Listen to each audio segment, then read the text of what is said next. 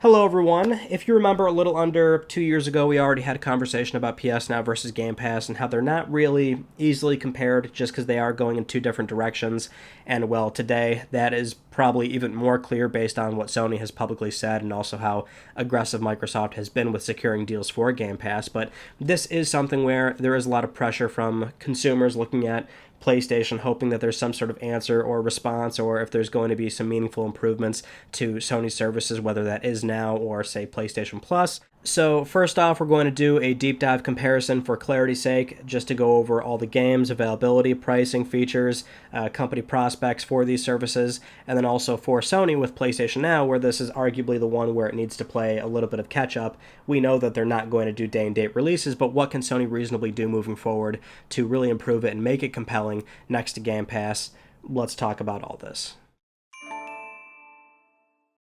Let's start off with the library and the overall availability of those games, and keep in mind the upload date of this video. This is going to be subject to change, of course, but starting with PlayStation Now, it has 860 games that are available roughly, and that's the same on PC. However, on PC, you can only stream those games. PS4, there's 401 games. PS3, 438, and those must be streamed via console or PC. PS2, 21 games. Xbox Game Pass right now has 383 games that are available, 338 of those on PC. The breakdown is Xbox Series X and S native games, 54, Xbox One, 318 games, Xbox 360, 54, and original Xbox, 2. There's 271 games available for cloud streaming under the preview beta status, and this is something where it's not technically a fully operational product just yet, but it is something where it's in the pipeline of being a proper consumer-facing feature. Now, in terms of service features, PlayStation Now offers online play for any games in the service without the need for PS Plus. PS4 and PS2 games can be streamed or downloaded to the console. PS3 games must be streamed, and we can't dive into that completely, but do not expect that to really ever come to the service. Emulating PS3 games is going to be a massive undertaking, so I would not in any way, shape, or form expect this to ever come for PlayStation Now. Those have to be streamed. Save files can be accessed and used across consoles and PC via streaming or download. PS Now has a separate cloud storage for save files, however, so if you want to continue your progress on a downloaded game, you need to manually move the save files from PS Now cloud storage to PS Plus cloud storage, allowing you to download it and use it from there. So a PS Plus subscription would be required in that situation, but if you're streaming on one device and then moving to stream on another one, then no action is needed from that point forward. New titles are added on a monthly basis, typically 3 to 7 games, with some of the more recent titles having short-term expiration dates. Anything else will stay long-term, which is presumably years. Xbox Game Pass offers a tier with online play included, and that will allow online play for all games, even if they're outside of the Game Pass library. And that same tier also includes PC games as well as EA Play. The base subscription does not have either of these. Games across series consoles, Xbox One, and PC are downloaded, with streaming functionality still in a preview phase. Save files work seamlessly across consoles, and for Xbox and PC, there are 88 titles that support Xbox Play Anywhere. These are games that offer cross-save between Xbox and PC versions. Game Pass subscribers get a discount up to 20% on existing games in the library to outright purchase, or up to 10% off related DLC for those games. Game Pass ensures you'll have day one access to any Xbox Game Studio titles moving forward, with these titles staying indefinitely. More recent third-party games typically have a short to mid-term expiration date. In terms of pricing and country availability, this is going to vary widely, of course, but for PlayStation Now, we can say it has a single tier of service with 3 different payment options. In USD, it's $9.99 per month, $24.99 for 3 months, or $59.99 for a full year. The upfront cost getting you to $5 a month on average for the best value. Xbox Game Pass offers 3 tiers of service, console only for $9.99 a month, or PC only for $9.99 a month. The PC tier includes EA Play. For $14.99 a month, Game Pass Ultimate combines both and includes Gold, with a running promotion for your first month costing $1, bringing your first year cost to $13.82 a month. When it comes to the quality of games, we do have to be very mindful of the fact that this is going to be highly subjective depending on the person, but for what is a broad overview, we will be using Metacritic scores to get a better idea of the kind of games that you can expect between each service. So for PS Now, 90 and above is 27 games, 80 to 89 is 160, 70 to 79 is 265, 60 to 69, 182, 50 to 59 is 100, 0 to 49 is 47.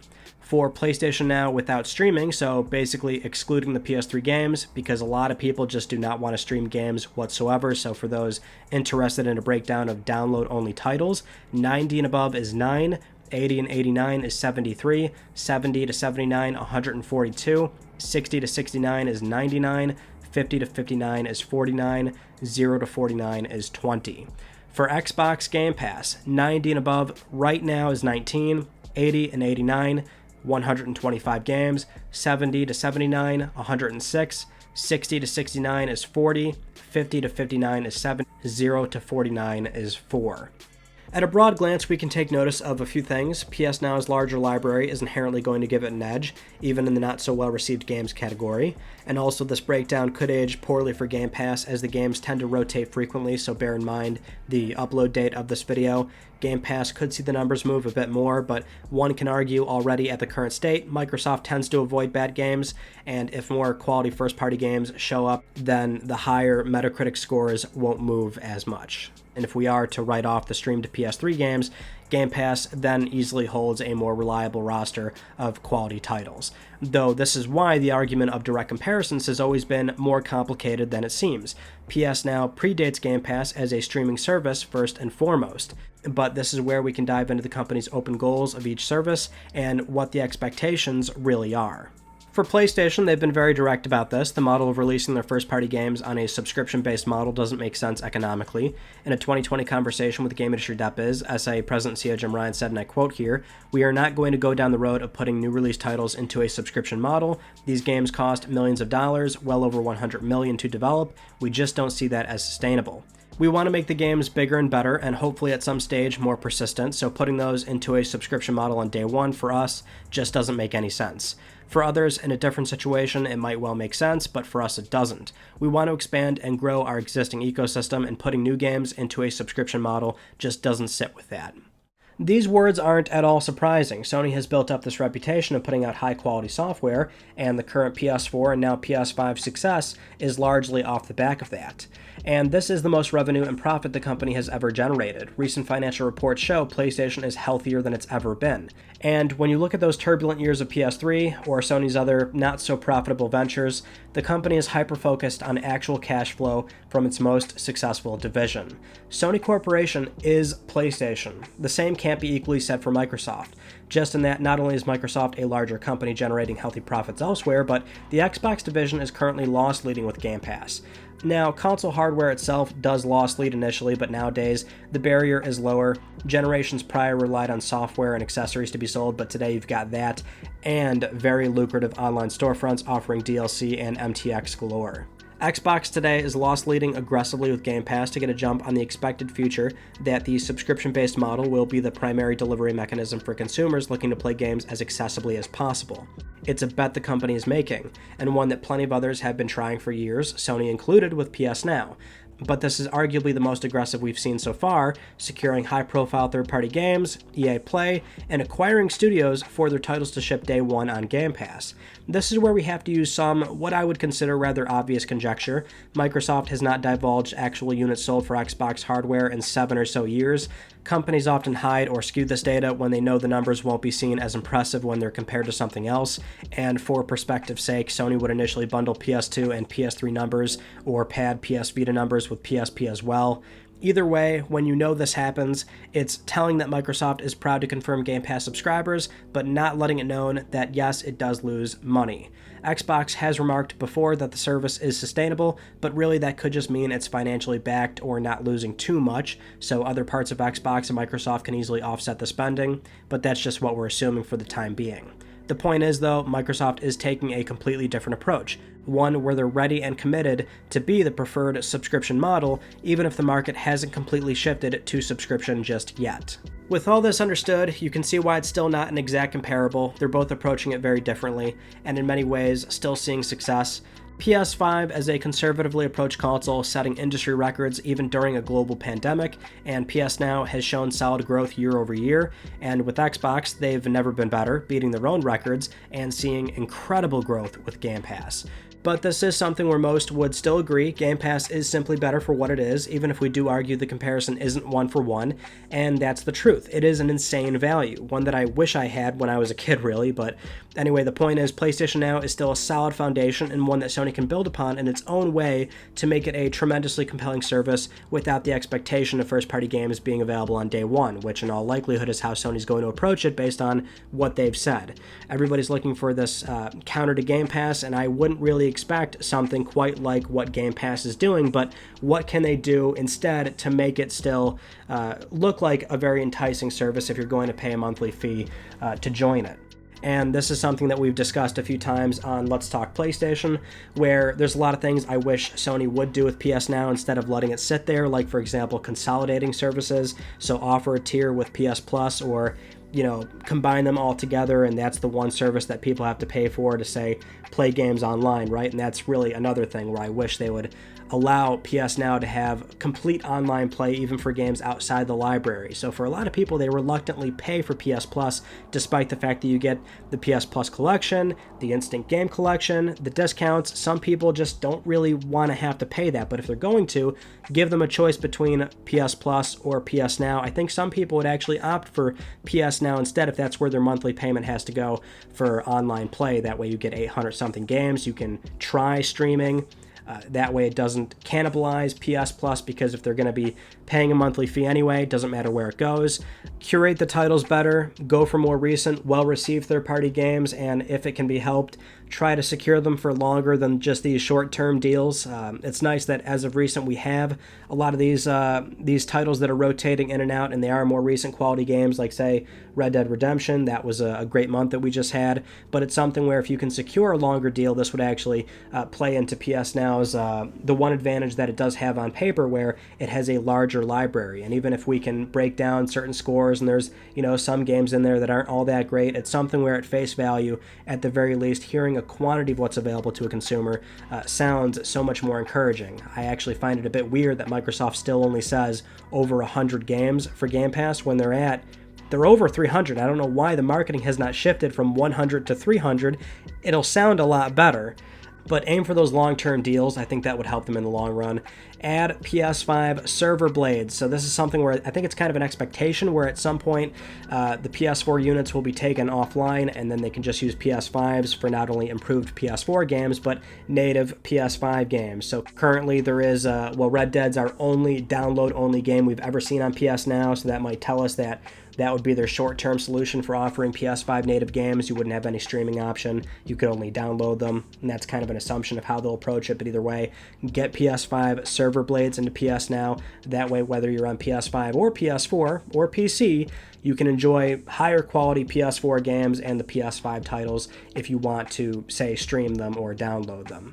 And then improve the PS3 streaming quality. So we mentioned it earlier, don't expect them to have downloads. It's just not going to happen. The company would have to go through years of incredible R&D to get proper software emulation working, and it would be on a title-by-title QA basis.